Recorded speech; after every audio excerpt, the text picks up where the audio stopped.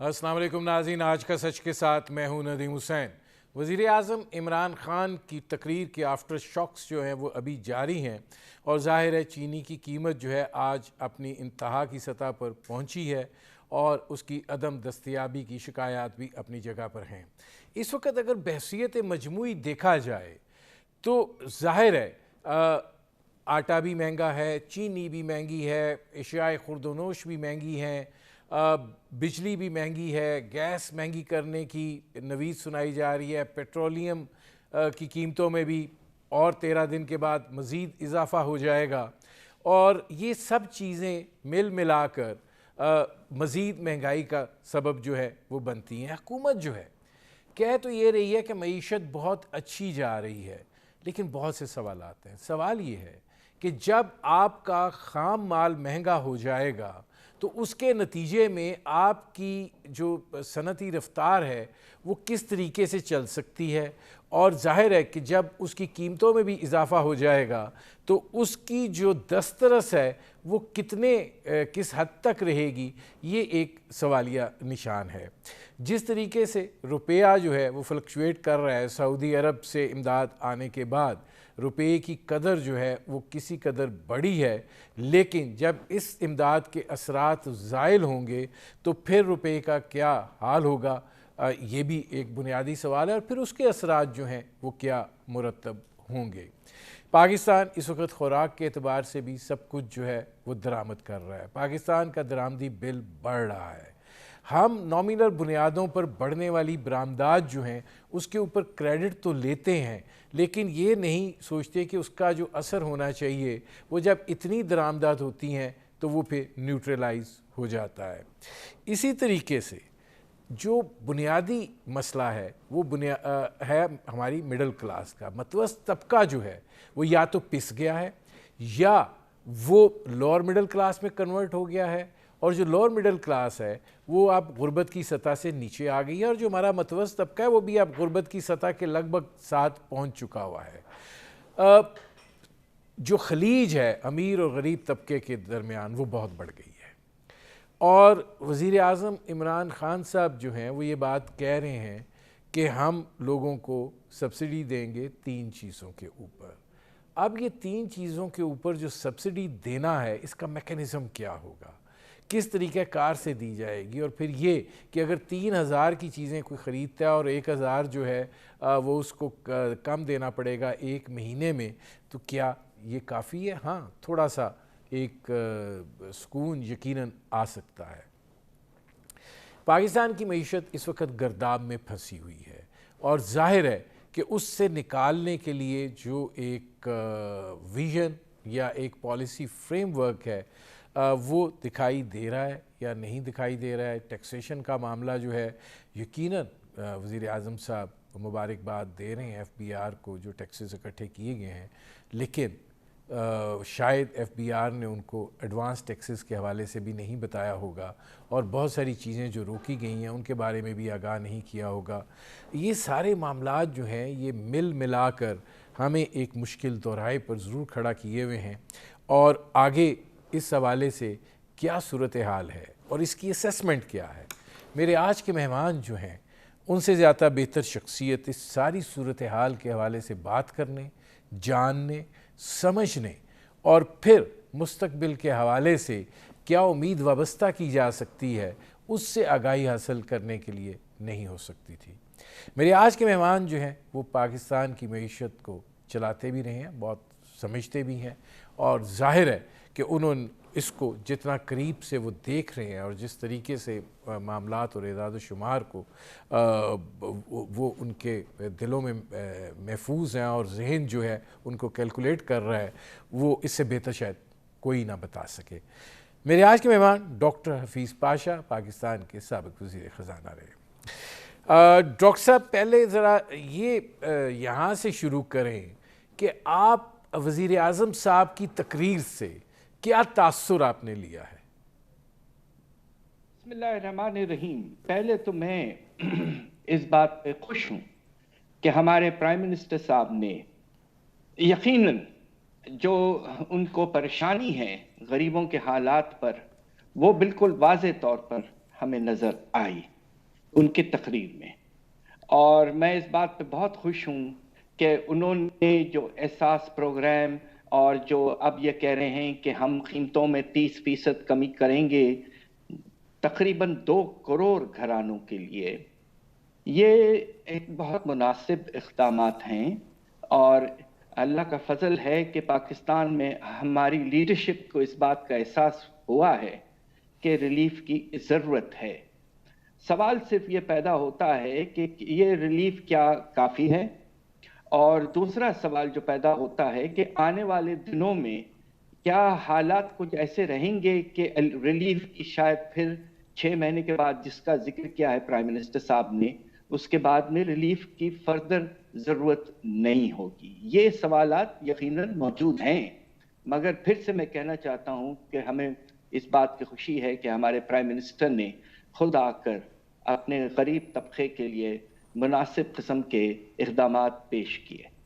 Doctor साहब ये फरमाइएगा कि आप वज़ीर आज़म साहब ने जो तकाबली जायज़ा पेश किया है कि बाहर पेट्रोलियम की कीमतें क्या हैं, यहाँ पर क्या है, आप उसको जायज़ समझते हैं ऐसी सूरत हाल में कि बाहर जो है पर कैपिटा इनकम क्या है और पाकिस्तान में क्या है? बाहर की जो इंडिया या बांग्लादेश है जिससे तकाबली जायज़ा पेश किया गया है, वहाँ पे मिडिल क्लास कितनी मजबूत है और किस इनकम ब्रैकेट्स में है? क्या आप इस तकाबली जायज़े को दुरुस्त समझते हैं?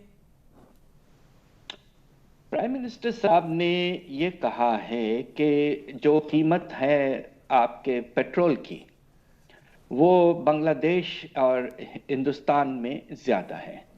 ये बिल्कुल जो कह रहे हैं वो ठीक है, मगर उन्होंने शायद इसका जिक्र करना मुनासिब नहीं समझा कि जो असल प्रोडक्ट होता है वो है हाई स्पीड डीजल ऑयल, और वो ज़्यादातर इस्तेमाल होता है पब्लिक ट्रांसपोर्टेशन में, चीज़ों की ट्रांसपोर्टेशन या लोगों की ट्रांसपोर्टेशन, तो इसका असर ज़्यादा कीमतों पे पड़ता है बनिस्बत आपके पेट्रोल की। मुझे ये कहते हुए ज़रा मजबूरी सी है कि इस वक्त हमारे यहाँ हाई स्पीड डीजल की कीमत कुछ ज़्यादा है। हमारे यहाँ तकरीबन कीमत जो है वो 60 सेंट फी लीटर है। बांग्लादेश में ये तकरीबन 56 सेंट लीटर है, और आपके श्रीलंका में इससे भी कुछ कम है, 55 सेंट लीटर। तो हिंदुस्तान में अलबत्ता ज़्यादा है। तो पाकिस्तान में हुआ यह है कि हमने हाई स्पीड डीजल की कीमत बनिस्बत पेट्रोल के उसे ज़्यादा रखी है। पिछले दिनों में कुछ फ़र्क आया 3-4 रुपए का, मगर हिंदुस्तान, बांग्लादेश और दूसरे मुल्कों में जो फ़र्क होता है पेट्रोल और हाई स्पीड डीजल में, वो ज़्यादा होता है। हाई स्पीड डीजल को कम रखा जाता है और पेट्रोल को ज़्यादा रखा जाता है, इसलिए कि जिस तरह मैंने कहा कि हाई स्पीड डीजल आम चीज़ों की ट्रांसपोर्ट के लिए इस्तेमाल होता है। नाज़रीन, डॉक्टर हफीज़ पाशा साबक वज़ीर ख़ज़ाना, उनसे हमारी गुफ्तगू जारी है। वक्त हुआ एक मुख्तसर से कमर्शियल ब्रेक का, मिलते हैं इस वक्फे के बाद।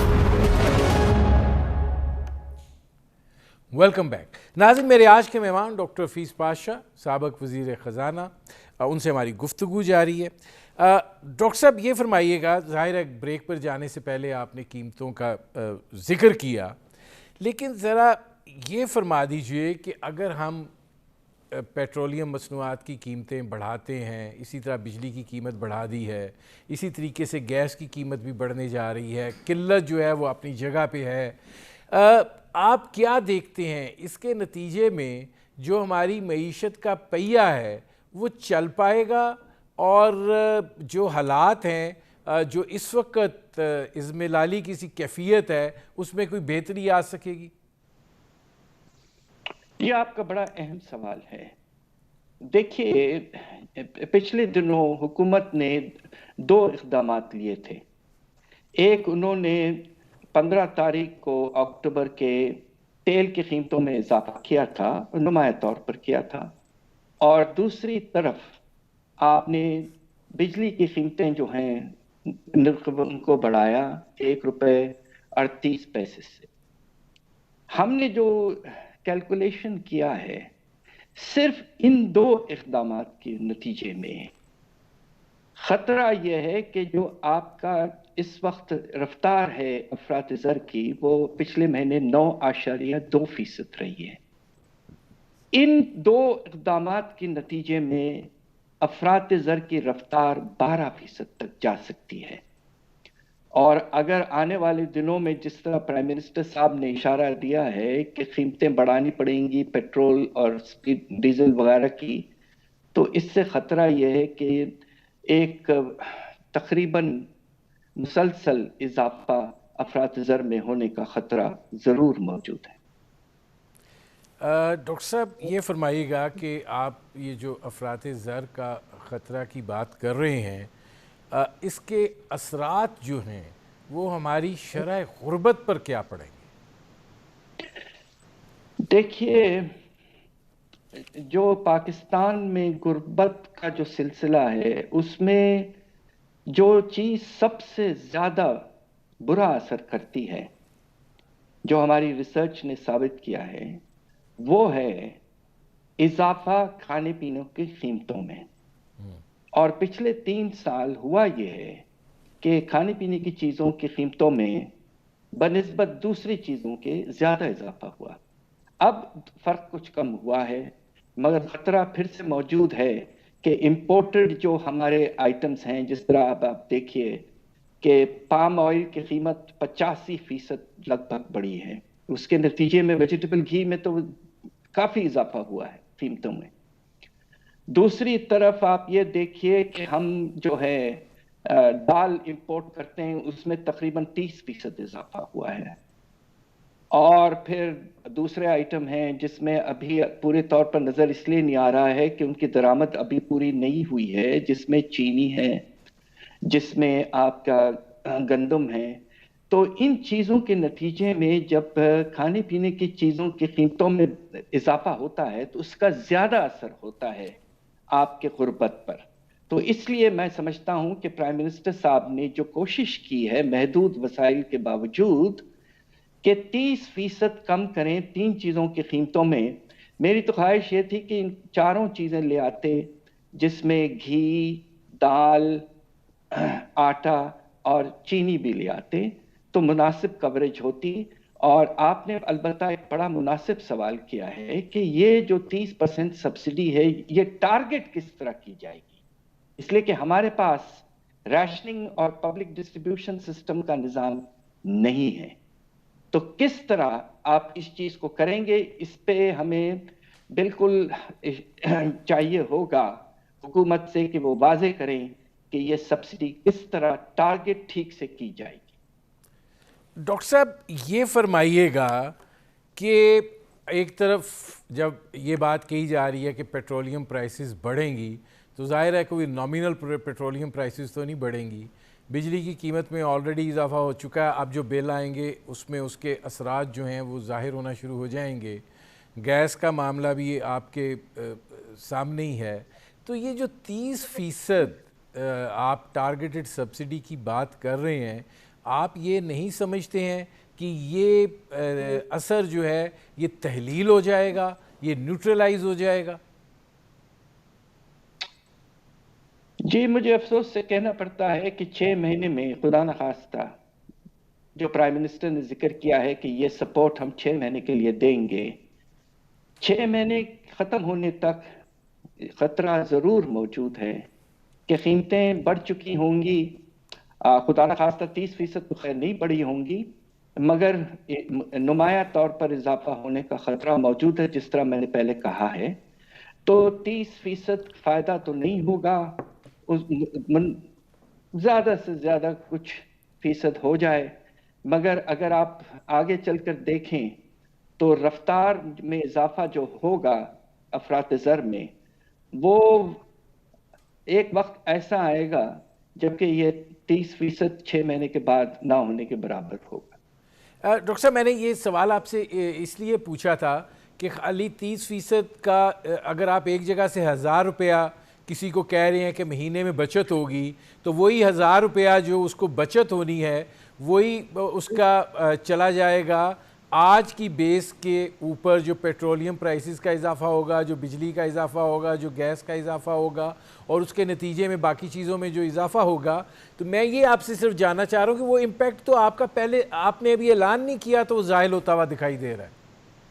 جی آپ ٹھیک کہہ رہے ہیں کہ دیکھیے افراط زر میں اضافہ ہو رہا ہے، اور اگر پاکستان بیورو آف اسٹیٹسٹکس مناسب طریقے سے افراط زر کے جو تعداد شمار ہیں پیش کریں تو ہمارے ہاں افراط زر اس وقت تقریباً 11 سے 12% ہو چکا ہے، اور اگر روپے کی قدر میں اسٹیبلٹی جو آئی ہے 3 سے 4%، اس سے وقتی طور پر کچھ فائدہ ہو سکتا ہے اگلے کچھ ہفتوں میں. مگر اگر آپ نے آگے چل کر جس طرح پرائم منسٹر صاحب نے کہا ہے کہ وہ پیٹرول کی قیمتیں بڑھائیں گے مجبوراً اس لیے کہ ریونیو کم ہو رہے ہیں، اور شاید اس کے پیچھے اصل میں IMF کا پریشر ہے. اور آپ یہ دیکھیے کہ پاکستان نے ٹیکسز جو ہیں ہمارے پیٹرولیم پروڈکٹس پر بہت کم کیے ہیں، اور یہ میں سمجھتا ہوں کہ اگر کوئی ریلیف واقعی دی گئی ہے پاکستان میں وہ پیٹرول کی قیمتوں میں دی گئی. اب آپ یہ دیکھیے کہ آپ کا ٹارگٹ تھا کہ آپ 610 ارب جو ہے پیٹرولیم لیوی سے اٹھائیں گے، مشکل سے آپ سال ختم ہونے تک 130 140 ارب اٹھائیں گے، یعنی صرف ایک چیز پر آپ نے ٹیکس کم کیا ہے اتنا کہ تقریباً 480 ارب. تو یہ جو ریلیف پیکج ہے میں حیران ہوں اس بات پہ کہ پرائم منسٹر نے اس کا کیوں ذکر نہیں کیا کہ باقی ملکوں میں جب قیمتیں بڑھتی ہیں تو ٹیکس کم نہیں کرتے. ہم نے اس پہلی دفعہ ہے کہ حکومت نے خاص طور پر سیلز ٹیکس تک کم کر دیا ہے. اب آپ یہ دیکھیے کہ ہائی سپیڈ ڈیزل آئل پہ سیلز ٹیکس 17% تک گرا کر 10% تک لے آئے ہیں، اور پیٹرولیم لیوی تو نہ ہونے کے برابر ہے. تو اصل ریلیف جو حکومت نے ابھی تک دی ہے وہ پیٹرولیم میں ہے، اور یہ چیز میں حیران ہوں کہ پرائم منسٹر صاحب نے اس کا ذکر نہیں کیا. ڈاکٹر صاحب آپ شاید بہتر اس میں آگاہی دے سکیں ہمیں کہ ظاہر ہے کہ مہنگائی کا مسئلہ جو ہے وہ ہمیشہ رہا ہے، اپنی نوعیت کی طرز پر رہا ہے. اب آپ جس طرح یہ بات کر رہے ہیں پیٹرولیم لیوی کا، اور آپ یہ بات کہہ رہے ہیں کہ حکومت نے اس میں بڑا عوام کو ریلیف دیا ہے. اگر ماضی میں دیکھیں ڈاکٹر صاحب، پیٹرولیم پرائسز بین الاقوامی سطح کے اوپر بڑھتی تھیں، پاکستان میں اضافہ ہوتا تھا، لیکن وہ اتنا اضافہ نہیں ہوتا تھا جو تکلیف دہ یا اذیت کا باعث بنے. اس چیز کو مینیج کیا جاتا تھا. آپ خود بھی اس چیز کو دیکھتے رہے ہیں. آپ کو کیا لگتا ہے کہ موجودہ حکومت کی اکنامک مینجمنٹ جو ہے وہ کمزور ہے کہ ان کو یہ سمجھ میں نہیں آ رہا کہ چیزوں کو کیسے انٹیگریٹ کر کے معاملات کو آگے چلانا ہے؟ سب سے اہم بات اس سلسلے میں یہ ہے کہ پچھلے دنوں تیل کی قیمتوں میں اضافہ ہونے کا سب سے بڑی وجہ، حالانکہ جس طرح میں نے کہا کہ ٹیکسز کو بہت کم کیا گیا ہے، روپے کی قدر میں کمی اور انٹرنیشنل پرائسز میں اضافہ. 6 مہینے پہلے تقریباً $40 فی بیرل اور اب یہ $80 فی بیرل. پچھلے حکومتوں کے دور میں، خاص طور پہ پچھلی حکومت جو تھی ان کے دور میں روپے کی قدر میں کوئی خاص کمی نہیں آئی. انہوں نے روپے کی قدر کو میں سمجھتا ہوں کہ آرٹیفیشلی کنٹرول کر رکھا تھا، مگر اس کے نتیجے میں قیمتیں جو ہیں ان میں اضافہ کم ہوا ہے. اب جب آپ 45% سے زیادہ روپے کی قدر گرا دیں گے اور ساتھ ساتھ تیل کی قیمتوں میں بے پناہ اضافہ ہوگا تو یقیناً جو قیمت آج ہے وہ پچھلے سال سے بہت زیادہ ہے اور رہے گی.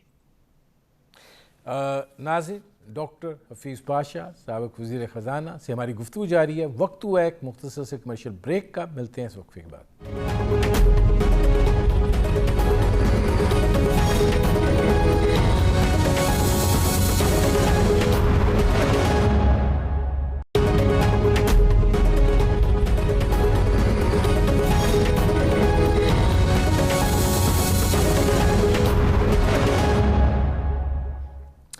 वेलकम बैक नाज़रीन। मेरे आज के मेहमान डॉक्टर हफीज़ पाशा, पाकिस्तान के साबिक़ वज़ीर ख़ज़ाना, उनसे हमारी गुफ्तगू जारी है। डॉक्टर साहब, ब्रेक पर जाने से पहले जो आप रुपये की कदर की बात कर रहे थे, आप क्या समझते हैं कि ये जो रुपया 175 तक गया और अब दोबारा वापस 171 रुपये कुछ पैसे पे है, आप ये समझते हैं कि पाकिस्तान के रुपये की यही कदर है या ये कि अब ये मसनूई तौर के ऊपर बेकदर किया गया है? हमारे यहाँ अफरात ज़र की जो रफ्तार है वो दूसरे मुल्कों से ज़्यादा रही है। अब हमारे जो रीजन है उसमें देखिए, पाकिस्तान का पिछले 3 साल जो एवरेज रहा है वो 9% के लगभग रहा। हिंदुस्तान, बांग्लादेश, श्रीलंका वगैरह जो हैं वहाँ ये 4.5 से 5.5% के रेंज में रहा है और उसके नतीजे में पाकिस्तान में चीज़ों की कीमतों में तेज़ी से इजाफा हुआ है। अब सवाल ये पैदा होता है कि आने वाले दिनों में इसको किस तरह हैंडल किया जाएगा। ये आपका बहुत बेहतरीन सवाल है। तो इस पे मेरा ख्याल ये है कि अब ये वक्त आया है कि हुकूमत को जो बेसिक आइटम्स हैं, जिसमें 3-4 आइटम हैं, वेजिटेबल घी, चीनी, इन 2 आइटम पर इसी हुकूमत ने अपने पिछले बजटों में उनका टैक्स रेट बढ़ा दिया। चीनी की पे टैक्स रेट जो था वो 8% होता था, अब वो पूरा 17% पे लेके चले गए। तो कम से कम ये तो होना चाहिए कि वक्ती तौर पर फायदा पहुंचाने के लिए ये जो बेसिक फूड आइटम्स हैं उनमें सेल्स टैक्स कम से कम होता है सारी दुनिया में। पता नहीं क्यों हुकूमत ने IMF के प्रेशर के अंडर शायद बेसिक फूड आइटम्स पे भी टैक्स 17% कर दिया। ये नामुनासिब है।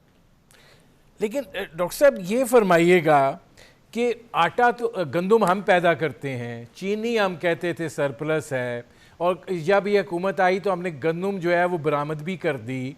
ज़ाहिर है गन्ना, ये कह रहे हैं कि जी कल वज़ीर आज़म साहब भी फिगर्स दे रहे थे कि गन्ने की भी फसल जो है वो बड़ी ज़बरदस्त हुई है पहले की निस्बत। जब जो चीज़ें हम पैदा कर रहे हैं उनको क्यों आग लगी हुई है? ये सवाल आपका बहुत मुनासिब इसलिए भी है कि हम अगर इंपोर्ट नहीं करते, अगर हम दरामदात इन चीज़ों का नहीं करते और हम एक मुनासिब ड्यूटी इन पे रखते ताकि बाहर से वो ना आए, जिस तरह बाकी मुल्क करते हैं और हिंदुस्तान, बांग्लादेश वगैरह सब करते हैं, तो हमारे यहाँ जो कीमत होती वो अंदरूनी हालात की वजह से होती। एक और वजह है कीमतों में इजाफे का, और वो ये जिस पर बहुत कम लोगों ने इशारा दिया है। पिछले 8 साल में हुआ ये है कि जो हमारा ज़री शोबा है उनके जो इनपुट्स हैं, ख़ास तौर पे फर्टिलाइज़र, पेस्टिसाइड्स, LDO, इनकी कीमतों में बहुत इजाफा हुआ है। आज पोजीशन ये है कि जो कीमत हम अपने किसान को देते हैं उसके आउटपुट के, उसमें जो इजाफा है वो इनपुट्स में जो इजाफा है उससे कम है। इसकी ये भी एक वजह है कि काश्तकार जो हैं उनकी प्रोडक्शन लेवल गिर गई है।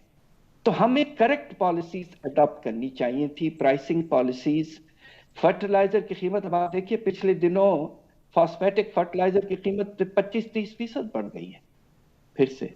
और अगर खुदा न खास्ता आप IMF के उस जाल में आते हैं और हमें सेल्स टैक्स हटाना पड़ेगा, तो आपको शायद इस बात का अंदाजा होगा कि सेल्स टैक्स जो है वो रिड्यूस्ड रेट्स को वापस 17 में लाने, उसमें कौन से आइटम है? 3 اہم آئٹم ہیں.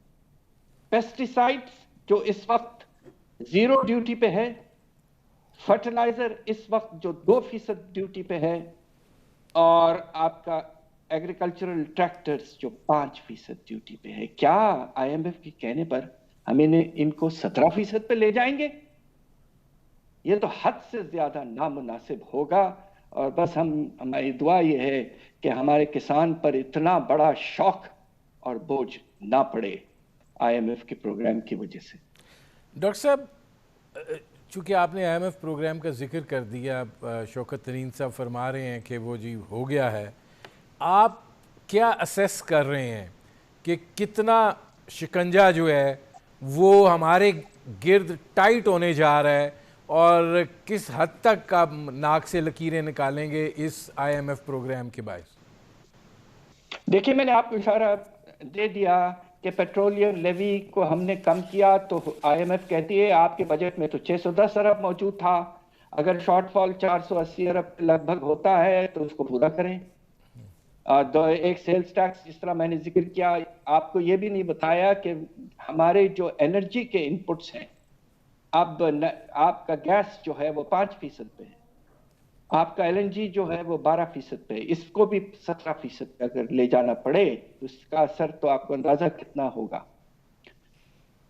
تو آئی ایم ایف اس مرتبہ بہت سختی سے ہمارے ساتھ میرے خیال سے بات چیت کر رہا ہے. اسی لیے تو دیکھیے کہ 4 اکتوبر سے آج بھی 4 نومبر ہو گیا، 1 مہینہ نیگوسیشنز چلے ہیں، اور ہمارے جو فائنانس منسٹر صاحب ہیں وہ کہتے رہتے ہیں کہ آج کل، مگر ہوتا نہیں. دیکھیے، ہو یہ رہا ہے کہ جو آپ نے لیٹر آف انٹینٹ سائن کیا تھا 9 مارچ کو، جب حالات بہت اچھے تھے، قیمتیں گری ہوئی تھیں، ہمارا کرنٹ اکاؤنٹ سرپلس میں تھا، اس وقت آپ نے جا کے بے پناہ چیزوں پر دستخط کر لیا. تقریباً 27 سے 28 میجر ریفارمز پہ آپ نے کمٹمنٹ کر دی. اس کے بعد میں کچھ نہیں کیا. جون میں جو آپ کا ریویو تھا وہ پوسٹپون ہو گیا، اس لیے کہ آپ نے کام نہیں کیا تھا. اب وہ کہہ رہے ہیں کہ بھائی جو آپ نے لیٹر آف انٹینٹ میں کمٹمنٹس کیے ہیں وہ سارے کے سارے پراپرلی امپلیمنٹ کریں. اور اس کے نتیجے میں تو آپ کو اندازہ ہے کہ کتنا زیادہ امپیکٹ ہو سکتا ہے. میں نے آپ کو 2-3 چیزوں کا تو اشارہ دے دیا ہے، اس کے علاوہ بہت سی اور چیزیں. بجلی کی نرخ اور بڑھانی پڑے گی، گیس کی نرخوں کو اور بڑھانا پڑے گا، اس طرح بہت سی اور چیزیں ہیں. پرسنل انکم ٹیکس میں اضافہ کرنا پڑے گا، آپ کو اپنے ڈیولپمنٹ سپینڈنگ میں کمی کرنی پڑے گی، آپ کو کسی طرح سے یہ جو ریلیف کا پیکج ہے اگر اس پہ ایکسٹرا خرچہ ہو رہا ہے تو اس کو بھی ٹیکسز کے تھرو کور کرنا پڑے گا. تو نتیجہ یہ ہے کہ اس وقت پاکستان بری طرح سے پھنسا پڑا ہے، اس لیے کہ بہت عرصے کے پھر سے تجارتی خسارہ 2 گنا بڑھ گیا ہے، 2 گنا بڑھ گیا ہے. ان حالات میں ایک طرف تجارتی خسارہ 2 گنا، دوسری طرف آپ کا جو قرضوں کی واپسی ہے وہ پچھلے 4-5 سال پہلے سے 2.5 گنا. تو آپ اس وقت آپ کو جو باہر سے پیسے ہیں ان کی بے پناہ ضرورت ہے، اس لیے آپ مجبور ہیں. آپ شاید، حالانکہ ہمارے فائنانس منسٹر نے کہا تھا کہ میں یہ نہیں کروں گا، میں وہ نہیں کروں گا، مگر اب دیکھنا ہے کہ کس حد تک وہ کامیاب ہوئے ہیں نیگوسیشنز میں، کہ بجلی کی نرخ نہیں بڑھائیں گے، ٹیکسز میں اضافہ نہیں کریں گے. کیا اس بات پہ ایگریمنٹ ہوا ہے؟ ہم سب یہی دیکھنا چاہیں. اور میں آپ سے آنیسٹلی کہوں کہ مجھے کافی پریشانی ہے کہ اس مرتبہ آئی ایم ایف بہت سختی سے ہمارے ساتھ پیش ہوگا. میرے پروگرام کا وقت ختم ہو رہا ہے. بہت شکریہ ڈاکٹر حفیظ پاشا. ناظرین، یہ تھے ڈاکٹر حفیظ پاشا، سابق وزیر خزانہ. آپ نے ان کی گفتگو سنی. اب تک کے لیے اتنا ہی. اجازت دیجیے. اللہ حافظ.